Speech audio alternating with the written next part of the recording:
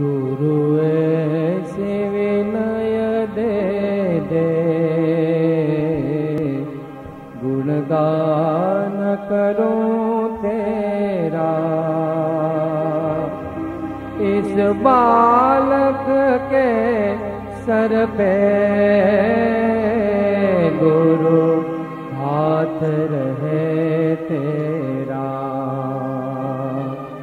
गुरु ऐसे विनय दे दे, गुणगान करूं तेरा। इस बालक परम कृपाणो देव पारसनाथ भगवान के सब संतन की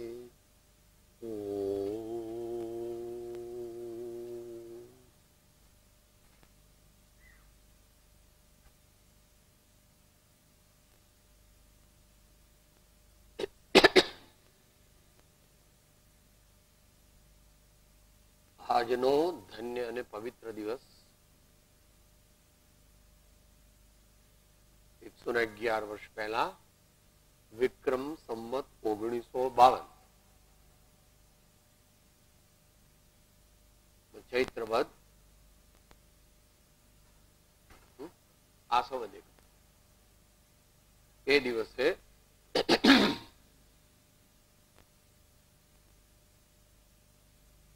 નોંધાયેલા ઇતિહાસ પ્રમાણે આવું કોઈ શાસ્ત્ર ગુજરાતીમાં લખાયું હોય એવો ઉલ્લેખ મળતો નથી. આડ દ્રષ્ટિની સજ્જાય આનંદગંજી મહારાજ ગીતા, ઉદ્ગલ ગીતા વગેરે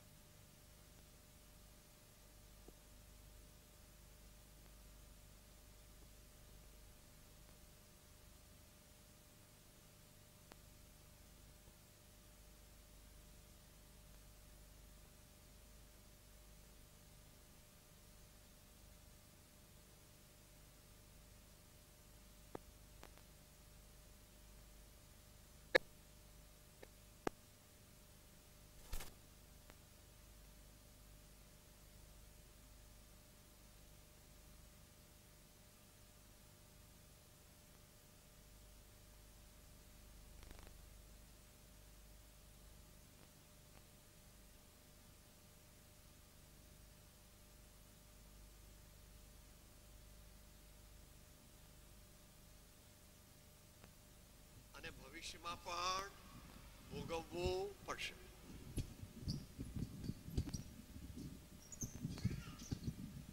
આપણે બહાર મેદાનમાં બેઠા હોઈએ અને વીજળી પડે, આપણે આંખો બંધ કરી દઈએ તો વીજળી ન પડે, અને વીજળી પડવાથી જે નુકસાન થવાનું હોય એ પણ થાય જ. પણ મેં તો આંખો બંધ કરી દીધી, મને વીજળી દેખાતી નહોતી, એટલે મને કેવી રીતે એની ઇફેક્ટ થાય? એમ આપણે કોઈ માનીએ કે ભાઈ હું તો મગનભાઈ છગનભાઈ છું ને આત્મા બાત્મા હું કઈ માનતો નથી, તો પણ આપણે જેવા ભાવ કરીએ તેવો કર્મોમન થાય જ, અને તેનું ફળ પણ તેના સમયે મળે જ. એમાં ઇન્દ્ર, જીનેન્દ્ર, નરેન્દ્ર કાંઈ ફેરફાર કરી શકે? એટલે મહાવીર ભગવાને અને સંતોએ કીધું કે ધર્મ વસ્તુ સ્વભાવ, કે જ્યાં અમારે ત્યાં એવું સોનું છે કે જેને કાટ લાગે, ત્યાં અમારે ત્યાં એવી સાકર હોય કે જે બહુ કડવી હોય, તે એવું બનતું નથી, એમાં કંઈક ભેળ છે. તો આત્મ સિદ્ધિ શાસ્ત્ર આપણા પોતાના સાચા સ્વરૂપની સિદ્ધિ એટલે પ્રાગટ્ય, પ્રગટ થવું, તે ડાયરેક્ટ મેનિફેસ્ટેશન, એનો ઉપાય આ શાસ્ત્રમાં બતાવ્યો છે. બધું એને વિશે કંઈ બહુ કહી શકાય નહીં. બંને પક્ષને લીધા છે. એમાં કીધું છે નિશ્ચય અને વ્યવહાર.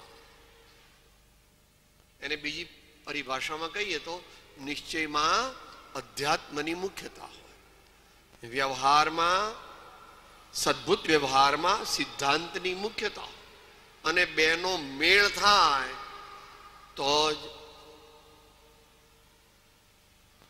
આત્માની સિદ્ધિ થાય. કે આવું બધું અમને કઈ સમજણ ન પડે એટલે અહીં સાદી ભાષામાં કહે છે. આત્માની સિદ્ધિ ક્યારે થાય? 109મી ગાથામાં કહે છે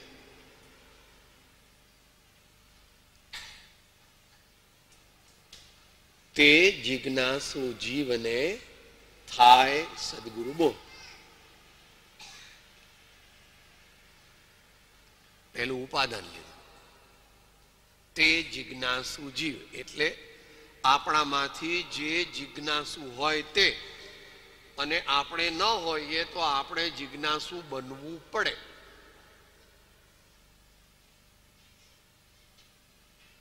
તે મતાર્થી જીવને, તે સામાન્ય જીવને, તે ગમે તેવા જીવને, એવું નથી કીધું, તે જિજ્ઞાસુ જીવને. પણ એમાં અમુક નાતનો, અમુક જાતનો, અમુક દેશનો, અમુક વેશનો, અમુક ભાષા જાણનારો, અમુક કપડાં પહેરનારો, એવું કંઈ કીધું નથી. આગળ એનું સ્વરૂપ બતાવી દીધું.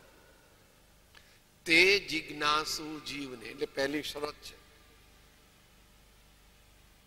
હું જિજ્ઞાસુ બનું તો, હું જિજ્ઞાસુના લક્ષણ મારા જીવનમાં પ્રગટાવું તો, અને નહીતર નહીં.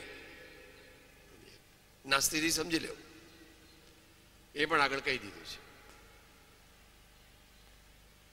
થાય સદગુરુ બોધ, એ પણ જરા કડક ભાષા વાપરી છે, પણ એ તો જે વ્યવસ્થા છે તે છે.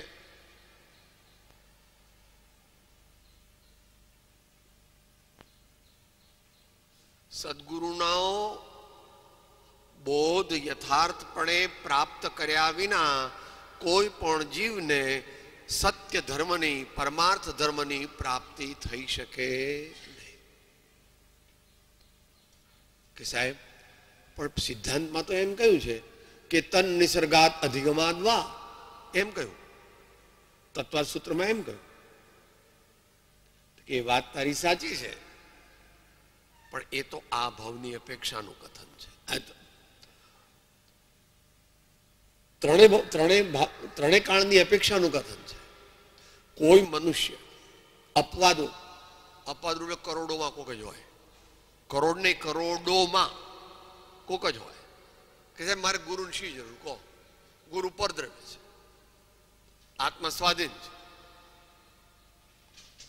એક જીવ બીજા જીવનું કલ્યાણ ન કરી શકે, માટે ગુરુની મારે કઈ જરૂર નથી. અને આવું આ કીધું છે, મને તો જે જ્ઞાન થાય એ નિસર્ગ જ છે, કુદરતી છે. કુદરતી નથી, ભગવાને કહ્યું છે ત્યાં, ટીકાકાર ભગવાને, બધા ટીકાકાર ભગવાનોએ કહ્યું છે. ઘણા એને પણ બધી 80-100 ટીકાઓ થઈ છે ગીતાની માફક, એમાં તો સેંકડો થઈ છે. નિસર્ગજનો અર્થ એટલો જ સમજવો કે આ ભાવમાં તે જીવને પ્રત્યક્ષ સદગુરુનો યોગ ન થયો હોય તો પણ પોતાના વિશિષ્ટ સામર્થ્યથી પૂર્વે સાંભળેલો શ્રી સદગુરુનો બોધ તે પોતાના સંસ્કારમાંથી ઝંકૃત કરીને જાગૃત કરે અને એને પોતાના ભાવ સાથે જોડે. આવું થવું જોઈએ.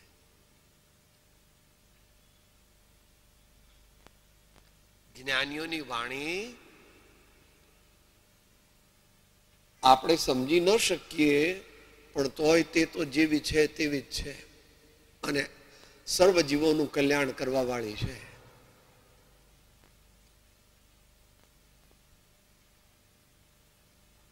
બંનેની સંધિ થવી જોઈએ. હું સાચો જિજ્ઞાસુ છું, અને ન હોઉં તો હું બનવા માંગુ છું. જો બનવું હોય તો જે લક્ષણ કીધા જિજ્ઞાસુના એવા મારે મારા જીવનમાં પ્રગટ કરવા જરૂરી નહીં, અનિવાર્ય. કે એમ રાખો કે 1,99,999 મનુષ્યોને જિજ્ઞાસુ હોય તો પ્રાપ્ત થાય, અને કોઈ એક એવો હોય કે જિજ્ઞાસુ ન હોય તોય પ્રાપ્ત થાય, કે ના એવું ન હોય. સિદ્ધાંતમાં અપવાદ નથી, સિદ્ધાંતમાં અપવાદ નથી. હોય સિદ્ધાંતમાં અપવાદ હોય? સિદ્ધાંત બહુ મોટી વાત છે, અત્યારે બહુ ડિટેલમાં ન લઈએ. કોઈ જીવને મિથ્યાત્વ મોહની કર્મનો ઉદય હોય અને છતાં તે સંકિતી હોય, એવું બને? ન બની શકે. મિથ્યાત્વ મોહની કર્મનો યથાપદવી અભાવ થયા વિના 3 કાળ 3 લોકમાં કોઈ પણ જીવ નિશ્ચય સમ્યક્ત્વી હોય નહીં. સિદ્ધાંતમાં અપવાદ ન હોય કે સાહેબ આપણે આ બધા માણસો જાય છે મોક્ષે, હું મગર થઈને મોક્ષે જઈશ, હું સિંહ થઈને મોક્ષે જઈશ, કે ન થવાય. પૂર્ણ મોક્ષની પ્રાપ્તિ માત્ર મનુષ્ય ભાવમાં જ થાય, અને એમાં એની ઘણી બધી ડિટેલ છે, અત્યારે આપણો વિષય નથી. કોઈ સિંહ મોક્ષે ન જાય, કોઈ મગર ન જાય, કોઈ હાથી ન જાય, કોઈ ગેંડો ન જાય, અને કોઈ સરવાર સિદ્ધિનો દેવ પણ ન જાય. હો તમે તો બધું ભગવાનનું જ ખેંચો છો. ભગવાનનું ખેંચવાની વાત નથી ભાઈ. મહાવીર ભગવાન તો કહે છે જ, પણ બીજા બધા ભગવાનને જ્ઞાની ને ઋષિ મુનિઓ પણ કહે છે. નહીં એસો જન્મ બારંબાર, બહુ પુણ્ય કેરા પુણ્યથી શુભદેહ માનવ નો મળે. મનુષ્યત્વમ મુમુક્ષુત્વમ મહાપુરુષ સંશ્રય. સિદ્ધાંતમાં કોઈ અપવાદ ન હોય કે કોઈ કીડીનો મોક્ષ થાય તો તમને શું વાંધો છે? વાંધો કઈ નથી પ્રભુ, પણ એવું થતું નથી એવું સર્વજ્ઞના જ્ઞાનમાં આવ્યું છે. એનું લોજિક પણ છે, પણ અત્યારે લોજિકમાં જવું નથી. હો ભગવાને તો લોજિકથી પણ સમજાવ્યું છે. કારણ કે કીડી તે ત્રિઇન્દ્રિય જીવ છે અને 3 ઇન્દ્રિય જીવ છે, એટલે મન ન હોય ને મન ન હોય તો સુવિચારણા ન થઈ શકે. સુવિચારણા ન થાય તો મોહનો ઉપશમ થાય નહીં. મોહનો ઉપશમ કે ક્ષયપશમ ન થાય તો સંકિત થાય નહીં, અને સંકિત ન થાય તો મોક્ષ થાય. ભગવાને તો બધું કહ્યું છે, પણ આપણે અત્યારે એમાં ડિટેલમાં જવાય નહીં. તો કે તે જિજ્ઞાસુ જીવને થાય સદગુરુ બો. સોનામાં સુગંધ ભળે. આવે છે ને ભાઈ એવું? સોનામાં સુગંધ ભળે. દુનિયાનું સર્વોત્તમ પદ પ્રાપ્ત થાય એ કઈ સામાન્ય બિના નથી. અહીંયા નમસ્કાર એટલા માટે કરે છે. અનંત કાળથી જે જ્ઞાન ભવેતું થતું હતું તેને સમય માત્રમાં જાત્યંતર કરી ભવનિવૃત્તિ રૂપ કર્યું. તે કલ્યાણ મૂર્તિ સમ્યક દર્શનને નમસ્કાર. પોતાના નિશ્ચય સમ્યક દર્શન સમજવું. હો એટલે નિશ્ચય સમ્યક દર્શન એટલું ન હોય. સમ્યક દર્શન, નિશ્ચય સમ્યક દર્શન હોય તો સમ્યક દર્શન પણ હોય, સમ્યક જ્ઞાન પણ હોય, અને અંશે સમ્યક્ત્વ આચરણ ચારિત્ર પણ હોય. એકલું નિશ્ચય સમ્યક દર્શન હોય નહીં એવો નિયમ છે કે હું ગમે તેમ બોલું, ગમે તેમ ચાલું, ગમે તેમ સ્વચ્છંદથી વર્તું, પણ શ્રદ્ધા કરી દઉં તો મને સંકિત થાય કે ન થાય. તે ત્રણેય અભેદ પરિણામથી રે જ્યારે વર્તે તે આત્માનો. તો 2 વાત સ્વીકારવી છે આપણે. આપણે આત્મકલ્યાણ કરવું હોય તો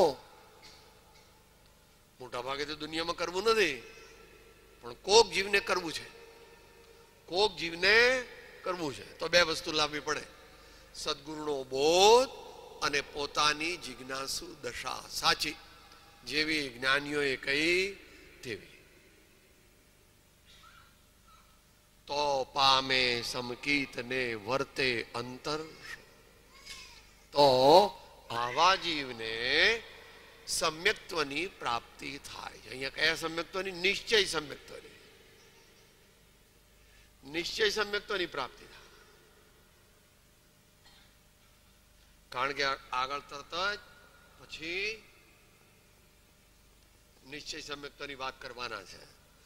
કોઈ પણ ગાથા હોય એનો આઇસોલેટ કરીને અર્થ ન કરી શકાય, બહુ મોટો વિષય છે. પણ પહેલાની ગાથાઓ સાથેનું અનુસંધાન જોઈએ, પછીની ગાથાઓનું અનુસંધાન જોઈએ, અને એ બેને ખ્યાલમાં રાખીને જો અર્થ કર્યો હોય તો જ તે સાચો ઠરે. પ્રમાણ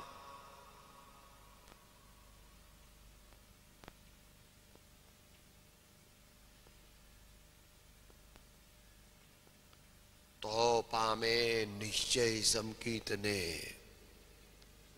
પણ એ પહેલા એને શું કરવું પડે? વર્તે અંતરશો.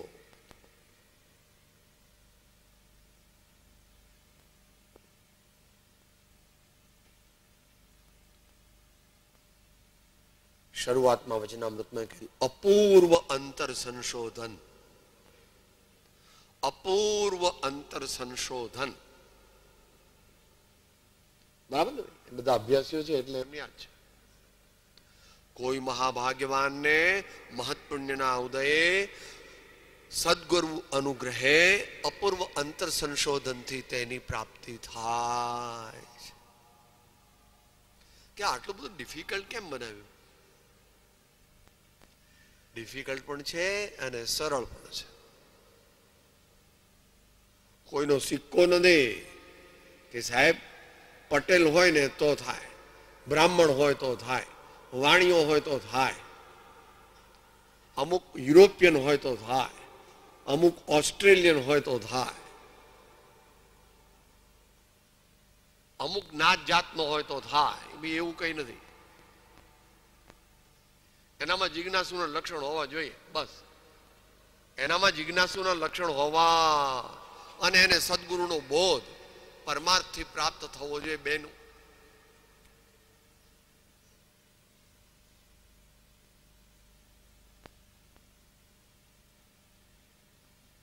અનેકાંત છે અને અનેકાંતાત્મક એકાંત પણ છે. મોટો વિષય છે. અત્યારના સંદર્ભમાં વર્તે અંતર શોધ. બસ સમાવતી અવસર તરફ જઈએ.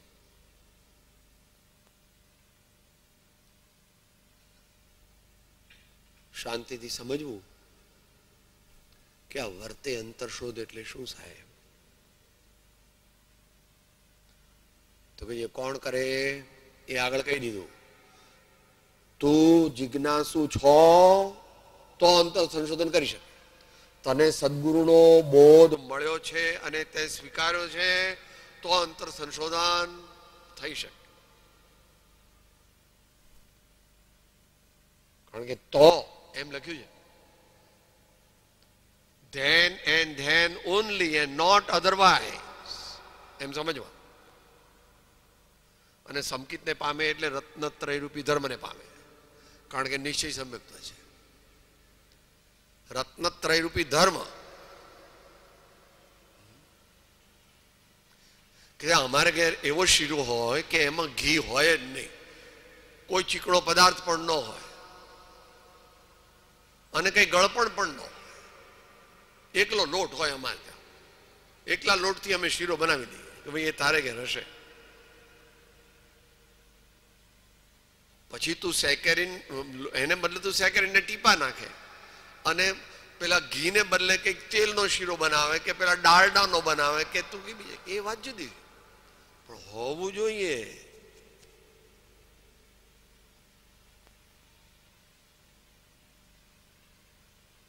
ત્રણ મળે, તેના પ્રમાણમાં મળે, તેની વિધિથી મળે તો એક પ્રગટે. એકો હમ એકો ખલુ શુદ્ધો.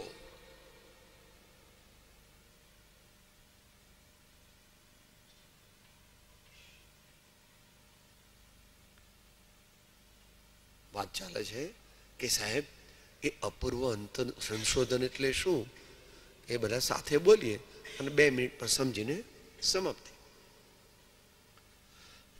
શું અપૂર્વ અંતર સંશોધન કરવાનું? સાથે બોલીએ.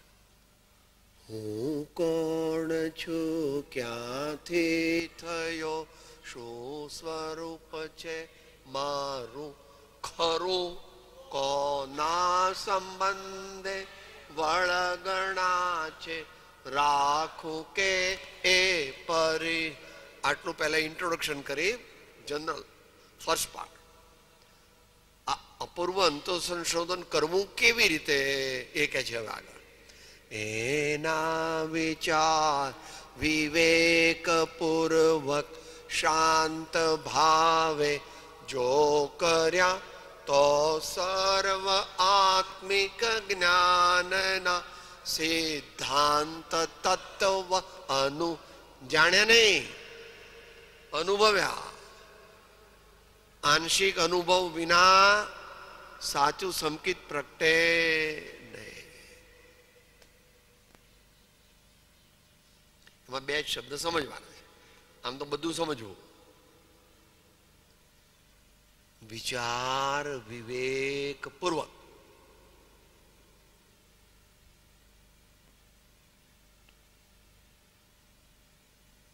અંતઃસંશોધનની વાત ચાલે છે. અંતઃસંશોધન કોણ કરી શકે? વિચાર કરે, વિવેક પૂર્વક કરે.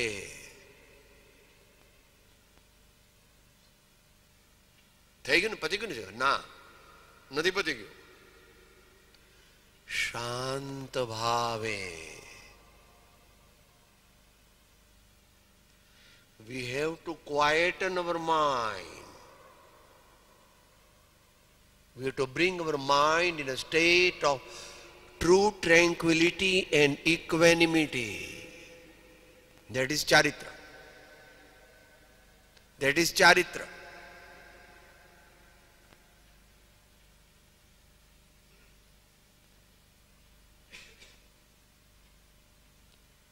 સ્વરૂપે ચરણમ ચારિત્રમ સ્વ સમય પ્રવૃત્તિ ઇતિ અર્થ. આત્માના વિચારમાં આત્માના ભાવોને લાવી લાવી લાવી લાવી લાવી લાવીને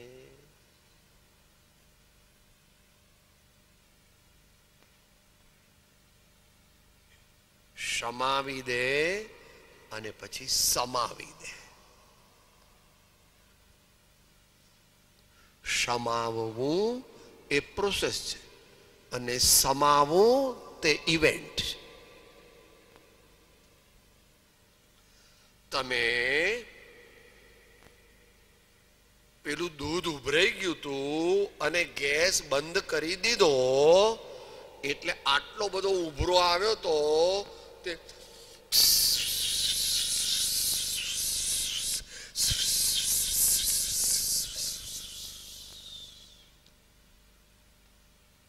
એ સમાયું અને પછી એની સપાટી પર આવી ગયું એટલે સમાઈ ગયું. સમાયું સમાયું સમાયું સમાયું સમાયું સમાયું સમાયું સમાયું સમાયું સમાયું સમાય.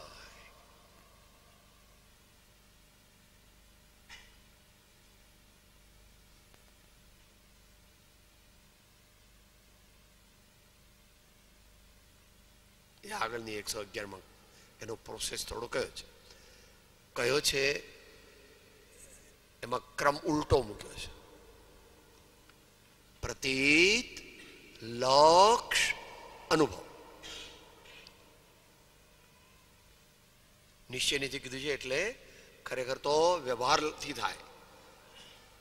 પહેલા જાણે, પછી શ્રદ્ધે, પછી સ્થિર થાય ત્યારે અનુભવ દશા પ્રગટે, ત્રણેયની એકતા થાય, અતિન્દ્રિય આનંદનો અનુભવ થાય અને મોહ ગ્રંથિ નો વિચ્છેદ થઈ જતા હો ગયા. પછી એની અનેક પ્રકારે જ્ઞાનીઓએ પોતે પોતપોતાની ભાષામાં કહ્યું, યા કારણ મિથ્યાત દિયો તજ क्यों कर देह धरेंगे अब हम अमर भये न मरेंगे अब हम अमर भये न मरेंगे.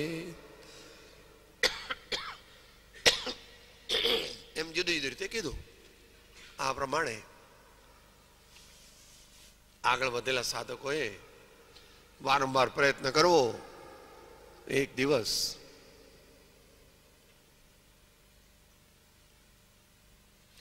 શાંત ભાવ, વિવેકપૂર્વક શાંત ભાવનો અનુભવ થશે અને ત્યારે સર્વગુણાંશ તે સમ્યક તો પ્રગટ થશે. અત્યારે આટલું ટૂંકમાં વિચારીએ, બાકી એનો વિસ્તાર કરવા જઈએ તો ઘણા કલાકો જોઈએ, ઘણા દિવસો જોઈએ. માત્ર જાણવું જાણવું જાણવું એટલું નથી. એકલું જાણવું એમ નથી. જો એકલું જાણવું એમ હોય તો આત્મામાં અનંત ગુણોનો, બાકીના બધા ગુણોનો અભાવ થઈ જાય. આત્મા અનંત ગુણોનો અભેદ પિંડ છે. જાણવું એટલો આત્માનો સ્વભાવ નથી. જાણવું, શ્રદ્ધવું, અનુભવવું, વીર્યનું સ્ફોરવવું અને ઈચ્છાઓનો નિરોધ કરવો, એમ 5 મુખ્ય છે. પણ 5 નથી, 5 લાખ છે. અને 5 લાખ નથી, 5 કરોડ છે. ભગવાન કહે છે કેવળ જ્ઞાની જાણે છે. કેવળ જ્ઞાની જાણે છે કે આત્મામાં કેટલા ગુણ છે. સમયસારમાં પાછળના ભાગમાં 47 શક્તિઓ કીધી, એટલે 47 શક્તિઓ નથી. આત્મામાં કઈ 47 શક્તિઓ નથી, અનંત શક્તિઓ છે. પણ આચાર્ય ભગવાન કહે છે ભાઈ મારી બુદ્ધિ પણ લિમિટેડ છે ને તારી બુદ્ધિ તો એટલે હવે અમે અત્યારે અહીં સમાપન કરીએ. આપણે પણ સમાપન કરીએ. સુખ ધામય અનંત સુસંત ચહે દિન રાત્ર રહે તદ ધ્યાનમહિ પર શાંતિ અનંત સુધામય જે પ્રણમો પદતે વરતે જય પ્રણમો પદતે. સદગુરુ પરમ કૃપાળો ત્રિલોકનાથ સમસ્ત કે જયાન.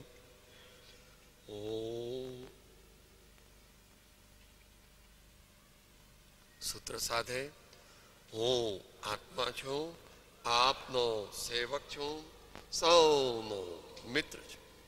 હું આત્મા છું, આપનો સેવક છું, સૌનો મિત્ર છું. હું આત્મા છું, આપનો સેવક છું, સૌ